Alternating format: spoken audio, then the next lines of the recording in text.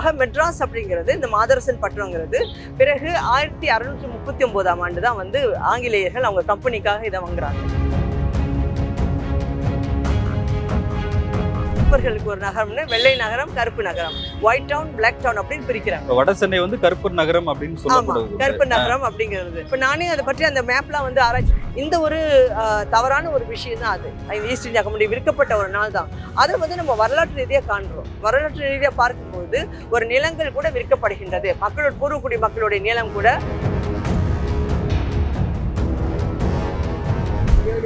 India முழுமைக்கும் வந்து இருக்கிற மிக பழமையான ஒரு தொழிற்சங்கம் இது அப்படின்னு நம்ம சொல்லலாம். பழமையானவா இல்ல முதல் தொழிற்சங்கம்? முதல். ஆமா, இந்தியா முழுமைக்குமான முதல் மே தினம் கொண்டாடப்பட்ட கூட சென்னையில். ஆமா, அவருடைய தலைமையில் தான் அது வந்து அவர் தான் முன்னெடுக்கிறாரு. அந்த முதல் மே தினம் வந்து சென்னையில் நடத்தப்படுகிறது. இந்தியாவுக்கு வழிகாட்டியாக நடந்த ஒரு மெட்ராஸ்க்கு இது.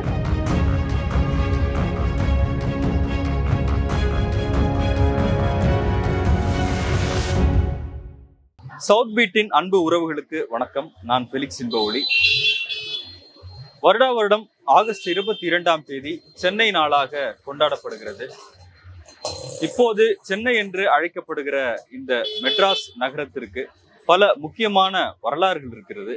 அதை குறித்து தமிழ் மரபு அறக்கட்டளை பன்னாட்டு அமைப்பின் தலைவர் சுபாஷிடம் பேசுவோம். சென்னை நாள் அப்படின்றது கொண்டாடப்படுகிறது.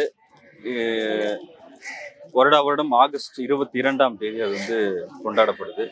அந்த சென்னை நாளை ஒட்டி இன்று நீங்க சில வரலாற்று பதிவுகள் எல்லாம் ஒரு பயணம் செஞ்சிருக்கிறீங்க. இந்த சென்னை நாள் அப்படின்றது எவ்வளவு அவசியமானது? ஏன்னா வரலாறு அப்படின்றது நம்ம வந்து இப்போ 1000 ஆண்டு காலம் முன்பாக, 2000 ஆண்டு காலம் முன்பாக, இப்போ கீழடி அப்படின்றலாம் பார்க்குறோம். இப்போ சென்னைக்குன்னு ஒரு வரலாறு இருக்கு. ஆக்சுவலாக சென்னைன்னு இப்போ நம்ம கூப்பிடுறோம், அது மெட்ராஸ்ன்னு இருந்திருக்கு. அப்ப அந்த வரலாறு எந்த அளவுக்கு அவசியம்னு நினைக்கிறீங்க? அதாவது நமக்கு வந்து வெளிநாடுகளை பத்தி பேசுறோம்ல, லண்டன் மாநகருங்கிறோம், பாரிஸ் மாநகருங்கிறோம், அப்படியா? அதற்கு அந்த தரத்துக்கு ஏற்ற வகையிலான ஒரு தரம் மிக்க ஒரு நகரமா தான் சென்னை இருக்கின்றது. அப்ப சென்னையுடைய வரலாற்றை அறிந்து கொள்ள வேண்டிய நமக்கு வந்து ஒரு தேவை இருக்கு. ஏன்னா இந்த நகரத்துல வந்து உலகின் பல நாடுகள்ல இருந்து மக்கள் வந்திருக்காங்க, வணிகர்கள் வந்திருக்கிறாங்க, வணிகர்கள் வந்து இங்க வியாபாரம் பண்ணியிருக்கிறாங்க. ஆக அந்த மக்களுடைய எண்ணிக்கை அப்படி பார்க்கும் காலங்காலமா வந்து அவர்களுடைய எண்ணிக்கைங்கிறது அதிகரிச்சுட்டே இருந்திருக்கு. இந்த நகரத்தை வந்து சென்னைங்கிறோம், மெட்ராஸுங்கிறோம். அப்புறம் அந்த ஒரு வரலாறை பார்க்கும்போது நமக்கு என்ன சொல்லுதுன்னா, கல்வெட்டுக்கு நம்ம போயிடலாம். ஏன்னா கல்வெட்டுகள் வந்து அந்த காலத்துல, அதாவது நூல்கள்லாம் வருவதற்கு முன்பு கல்வெட்டுகள் தான் ஆதாரமா இருந்தது. அந்த கல்வெட்டுகளை பார்க்கும்போது நமக்கு மாதரசன் பட்டணம் அப்படிங்கிற வகையில நமக்கு இந்த நகரத்தை பெயர் வந்து சொல்லப்படுறதை நம்ம பார்க்கிறோம். அது வந்து கல்வெட்டுல, அது நாயக்கர் காலத்து கல்வெட்டுல ஒண்ணு கம்பண்ட உடையார் அப்படிங்கிறவர் வந்து இந்த நகரை பற்றி ஒரு குறிப்பு சொல்றாரு. அதுல வந்து இந்த நகரத்துல, இந்த துறைமுக நகரத்துல வந்து மாதரசன் பட்டணம்ங்கிற துறைமுக நகரத்துக்கு நிறைய வணிகர்கள் வந்தாங்க அப்படிங்கிற செய்தி குறிக்கப்படுறதை பார்க்கிறோம். அது தொடர்ச்சியா நமக்கு வந்து பார்க்கும்போது இந்த பகுதியில வந்து துணி தொடர்பான துணி கார்மெண்ட்ஸ் இருக்கு இல்லையா, தொழிலாளர்கள், நெசவாளர்கள் அதிகமாக பல இடங்கள்ல இருந்து, சூரத்ல இருந்து, தெலுங்கு பிரதேசத்துல இதெல்லாம் இந்த பகுதிக்கு வந்திருக்கதை நம்ம நிறைய பார்க்கிறோம். உள்ளூர் மக்கள், இங்க பூர்வக்குடி மக்கள் இங்க நிறைய இருந்திருக்கிறாங்க இந்த பகுதியில. இப்பொழுது நம்ம வட சென்னை மக்கள் அவங்களை ஒதுக்கி வைக்கிற மாதிரி பேசுறோம். ஆனா உண்மையிலேயே பார்க்க போனா பூர்வக்குடி மக்களுடைய நிலைமை இது. இந்த பகுதியை பார்த்தோம், சென்னையை பார்த்தோம்னாக்கா. ஆக மெட்ராஸ் அப்படிங்கிறது, இந்த மாதரசன் பட்டணங்கிறது பிறகு 1639ஆம் ஆண்டு தான் வந்து ஆங்கிலேயர்கள் அவங்க கம்பெனிக்காக இதை வாங்குறாங்க. ஈஸ்ட் இந்தியா கம்பெனி அப்பதான் மெட்ராஸ் அப்படின்றது ஃபார்ம் ஆகுதா? இல்ல, மெட்ராஸ்ங்கிறது ஃபார்ம் ஆகல. அதுக்கு முன்னாடி அந்த மெட்ராஸ்ங்கிற பேரோட தான் இருக்கு. ஏன்னா அரபியர்கள் நிறைய பேர் வராங்க, மற்றவர்கள் வராங்க. அந்த மாதரசன் பட்டணம் அப்படிங்கிற பயன்பாடு அவங்களால குறிப்பு சின்ன சிறிதான் மாற்றம் கண்டு அது மெட்ராஸ்ன்னு வந்துருது அந்த சமயத்துல. இப்ப ஆங்கிலேயர்கள் வாங்கும் போதே அந்த மெட்ராஸ்ன்னு எழுதுறாங்க, MADRASங்கிற வகையில் அவங்க பெயர்களை போடுறாங்க. போட்டு இங்க ஒரு நகர உருவாக்கத்தை பண்றாங்க. அப்ப நகரத்தை உருவாக்குங்கிறப்போ அவங்க என்ன செய்யறாங்கன்னா, வெள்ளையர்களுக்கு ஒரு நகரம், கருப்பர்களுக்கு ஒரு நகரம்னு வெள்ளை நகரம், கருப்பு நகரம், ஒயிட் டவுன், பிளாக் டவுன் அப்படின்னு பிரிக்கிறாங்க. வட சென்னை வந்து கருப்பு நகரம் அப்படின்னு சொல்லப்படுது. கருப்பு நகரம் அப்படிங்கிறது. இப்ப நானே அதை பற்றி அந்த மேப்லாம் வந்து ஆராய்ச்சி செய்யும் போது என்னோட ஒரு நூல் மெட்ராஸ் 1726 அப்படி தலைப்புற ஒரு புத்தகம் எழுதியிருக்கேன். அதுல பார்க்கும்போது நான் வந்து மேப்ஸ் எல்லாம் கொஞ்சம் ஸ்டடி பண்ணேன். அது பார்க்கும்போது அந்த வெள்ளை நகரம் அப்படிங்கிறதுல வந்து ஆங்கிலேயர்கள், பிரித்தானியர்களும் பிரெஞ்சுக்காரர்கள் மட்டும் அங்க இருக்கலாம். அதற்கு வெளியே போர்த்துகீசியர்களோட வெள்ளை நகரத்துக்கு போக முடியாது. அர்மேனியர்கள், போர்த்துகீசியர்கள், ஜார்ஜியன், அப்ப ஜோர்ஜியால இருந்து வந்தவங்க, ஜப்பான்ல இருந்து வந்தவங்க, பல வணிகர்கள் இருந்திருக்காங்க. சீனால இருந்து வந்த வணிகர்கள் அவங்க எல்லாம் இங்க இருந்திருக்கிறாங்க. ஆக பர்மா, இந்தோனேசியா, மலேசியா இந்த மாதிரியான ஊர்கள்ல இருந்தெல்லாம் வந்திருக்கிறாங்க. நிறைய பேர் இங்க வாழ்ந்துருக்கிறாங்க. அதனாலதான் நமக்கு ஆர்மேனியன் ஸ்ட்ரீட் தெரியுது. ஜூவிஷ் சொல்றோம்ல, ஜூவிஷ் செமெட்ரி கூட இங்க இருக்கு.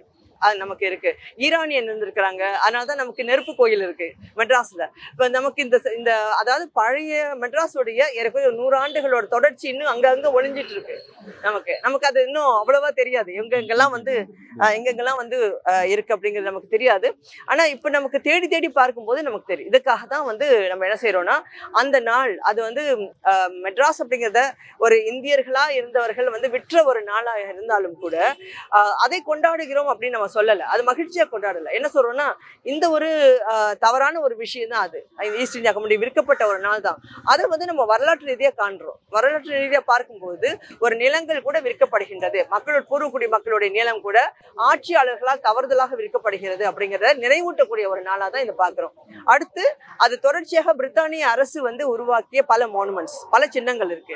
அந்த சின்னங்கள்லாம் வந்து எப்படி இருக்கு இன்றைக்கு காலகட்டத்துல, அது மக்களால் அறிந்து கொள்ளப்பட்டிருக்கா, இங்க வாழ்பவர்களுக்கே தெரிகின்றதா அப்படிங்கிறத நம்ம பாக்குறோம். இப்ப இன்னைக்கு நீங்க விசிட் பண்ணீங்க இல்லையா, இப்ப சிங்காரவேலர் நினைவிடம், அவர் வந்து இந்தியாவின் முதல் கம்யூனிஸ்ட் அப்படின்னு அழைக்கப்படுறவரு.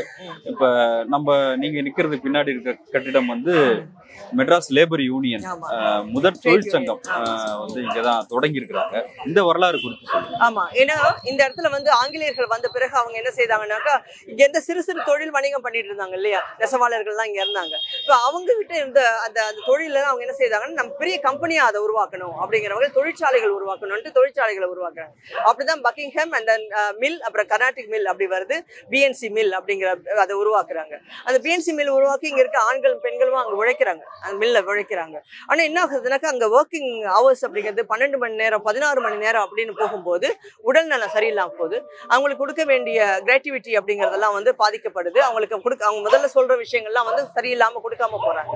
அப்ப அவங்களுடைய நலனுக்காக அதோட வந்து இப்ப ரயில் பாதை போடுவது அந்த ஒரு திட்டமும் ஆரம்பிக்கிறாங்க.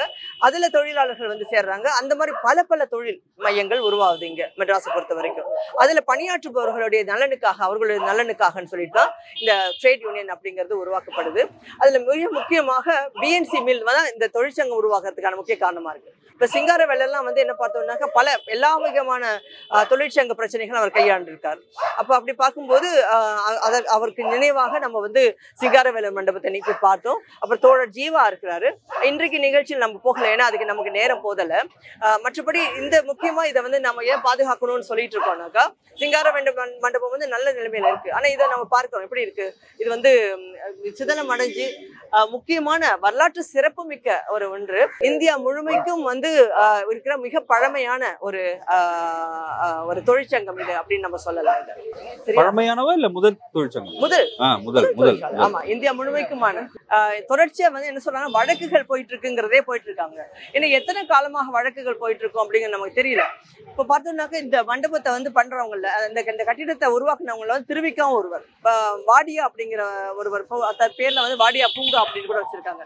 ஒரு 10 பேர் கொண்ட லாக் அவுட் கமிட்டி அப்படின்னு ஒண்ணு உருவாக்குறாங்க. அந்த 10 பேர் கொண்ட அந்த கமிட்டியை வந்து இந்த தொழிற்சங்கத்தை வந்து உருவாக்கணும் அப்படிங்கிற சிந்தனைக்கு வராங்க. ஏன்னா ஒரு கலவரம் நடக்குது பிஎன்சி மில்ல, அதுல 2 பேர் கொல்லப்படுறாங்க. அப்ப கொல்லப்படுறப்போ அவங்களுக்கான நலன், அதுல போராட்டத்துல ஈடுபட்டவங்களுக்கு தொழிற்சங்கம் அவங்க வந்து தொழிற்சாலையை மூடுறாங்க. தொழிற்சாலையை மூடும் போது அவங்களுக்கான ஊதியம் அப்படிங்கிறது இல்லாம போகுது.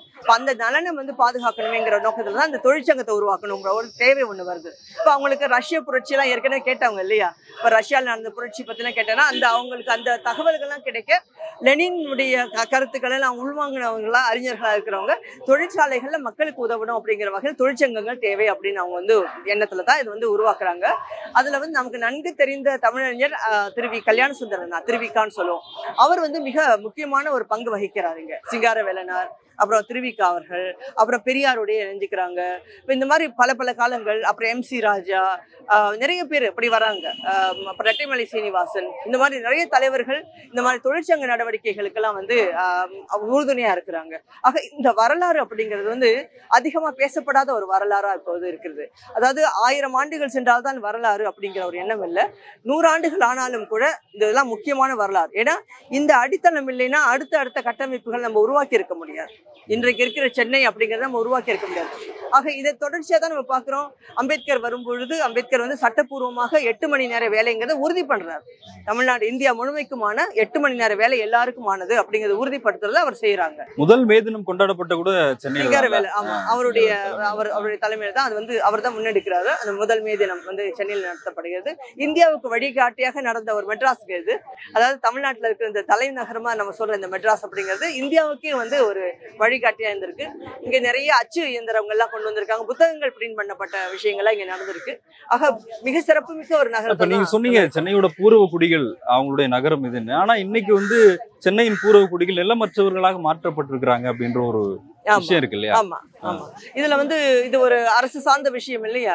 ஏன்னா அந்த பூர்வக்குடி மக்களுக்கு நிலத்தை வழங்க வேண்டிய தேவை அப்படிங்கிறது இருக்கு. ஏன்னா அவங்க நீண்ட காலமாக இங்கே வாழ்ந்தவர்கள். அவங்களுக்கு சட்டத்திட்டங்கள் அறியறதுக்கான வாய்ப்புகள் இல்லாம இருக்கலாம், அல்ல சட்ட நுணுக்கங்கள் அவங்களுக்கு தெரியாம இருக்கலாம். ஆனாலும் உரிமை சார்ந்தவர்கள், நீண்ட காலமாக இங்கே வாழ்ந்தவர்கள் அப்படிங்கிற வகையில வந்து அவர்களுக்கான நிலம். ஏன்னா நமக்கு பழைய இதுக்கு சான்றாக வரைபடங்கள் தான் இருக்கு. நமக்கு அந்த வரைபடங்களை வந்து நம்ம பார்த்தாலே நமக்கு தெரியும் எந்தெந்த பகுதிகள் எல்லாம் வந்து எந்த மாதிரியான மக்கள், எந்த மக்கள் வாழ்ந்த பகுதிகள், தமிழ் மக்கள் வாழ்ந்த, பூர்வக்குடி மக்கள் வாழ்ந்த பகுதிகள் அப்படிங்கிறது நமக்கு தெரியுது.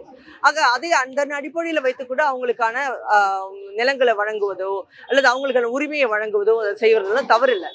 குறைந்தபட்சமாக இது அவர்களுடைய நிலப்பகுதி, அவர்களுக்கானது என்று சொல்வதையாவது நமக்கு ஒரு தேவை இருக்கு இல்லையா? ஆனா இப்ப மெட்ராஸ் பொறுத்தவரைக்கும் கணிசமா தெலுங்கர்களும் இருக்கிறாங்க. அது எப்படி? ஏனென்றால் மெட்ராஸ் வந்து ஒரு மெல்டிங் பாட் மாதிரி. ஏன்னா பல இடங்கள்ல இருந்து மக்கள் வந்தாங்க. பூர்வக்குடி மக்கள் வாழ்கின்ற அதே நேரத்துல ஏன்னா துறைமுக பகுதி, இதை நம்ம மறந்துடக்கூடாது. துறைமுக பகுதிகள் எல்லா இடத்துலயுமே வந்து பல இன மக்கள் வாழ்வாங்க. உதாரணமா தூத்துக்குடி எடுத்துக்கலாம். தூத்துக்குடியும் அப்படிதான். நமக்கு பல நாடுகள்ல இருந்து வந்த மக்கள் நம்ம வந்து பார்க்க முடியுது. 2000 ஆண்டுகளுக்கு முன்பு உள்ள, ஏன்னா தொல்லியல்ல இருந்து அகழாய்வுல நமக்கு கிடைக்குது பாருங்க தகவல்கள்லாம். அதே மாதிரி இங்க நம்ம பார்க்கும்போது இப்ப உதாரணமா என்னுடைய நூல் அந்த சென்னை மெட்ராஸ் 1726 அந்த புத்தகத்துல எழுதியிருக்கிறேன். ஒரு காலகட்டத்திலே, அந்த காலகட்டம் 300 ஆண்டுகளுக்கு முன்பே 25 நாடுகள் இருந்த வணிகர்கள் வந்து தங்கி இருந்து வாழ்ந்த இடம். ஏறக்குறைய 25-27 நாடுகள்ல இருந்து அந்த அளவிற்கு கப்பல் போக்குவரத்து மட்டுமே இருந்த காலகட்டத்திலே கூட அவ்வளவு நாடுகள்ல இருந்து, வெவ்வேறு நாடுகள்ல இருந்து இங்க மக்கள் வந்திருக்காங்க. அப்போ தெலுங்கர்களோ அல்லது குஜராத்காரர்களோ அல்லது பஞ்சாபி மக்களோ இப்போ வருவதோ பர்ஷியால இருந்து வந்த மக்கள் வந்து வாழ்ந்திருக்கிறாங்க. ஆக இந்த மாதிரியான ஒரு கலவையான ஒரு நகரமா தான் இதை நம்ம பார்க்கிறோம். அதற்கு சான்றாதான் இங்க வந்து அவர்களுடைய ஜூயிஷ் செமெட்ரி இருக்கிறது. அதுக்கு பிறகு இப்ப வந்து ஈரானியர்களுடைய அந்த நெருப்பு கோயில் இருக்கிறது. இதெல்லாம் நம்ம பார்க்கக்கூடியதா இருக்கு பாருங்க. நன்றி. நன்றி.